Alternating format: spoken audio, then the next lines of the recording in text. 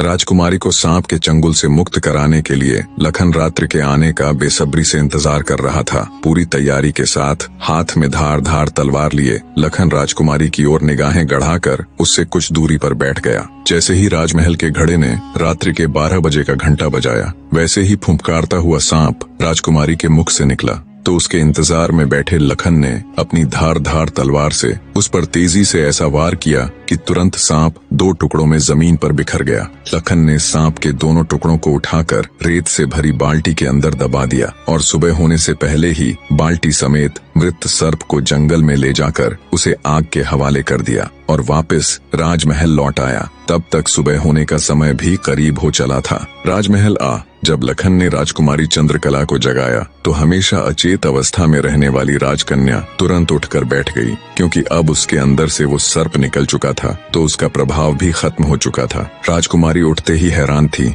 उसे ऐसा लग रहा था जैसे पता नहीं वो कितने सालों से नींद में थी। जब लखन ने राजकुमारी से उसके स्वास्थ्य के बारे में पूछा तो अचंभित राजकुमारी ने अपने आप को बिल्कुल ठीक बताया। तब तक सुबह भी हो चुकी थी। उधर राजा भी पूरी रात सोया नहीं था। उसे बस इंतजार था तो सुबह का। जैसे ही सुबह हुई, राजा बेसब्री से भागा भागा राजकुमारी के कक्ष में आया। जब उसने बिल्कुल सही सलामत अपनी बेटी को बैठे और बात करते पाया तो उसकी खुशी का ठिकाना ना रहा। आंखों में अश्रु लिए राजा ने तुरंत अपनी लाडली बेटी को गले लगा लिया। भरे हृदय से राजा ने हाथ जोड़कर लखन का शुक्रिया अदा किया और अपनी शर्त के अनुसार राजकुमारी चंद्रकला का विवाह लखन के साथ कर दिया। जब राजा ने लखन को अपना आधा राज्यपाट देना चाहा तो लखन ने राज्य लेने से साफ मना कर दिया। ऐसा स्वाभिमानी दामाद पाकर राजा चंद्रसेन खुशी से फूला नहीं समाया। उसने खुशी खुशी बहुत सारा धन देकर अपनी बेटी चंद्रकला को लखन के साथ विदा कर दिया। जब राजकुमारी चंद्रकला को ले लखन अपने राज्य उज्जैन नगरी पहुंचा तो उसकी भाभी समेत पूरे परिवार ने उन दोनों का हार्दिक स्वागत किया। लखन खुशी खुशी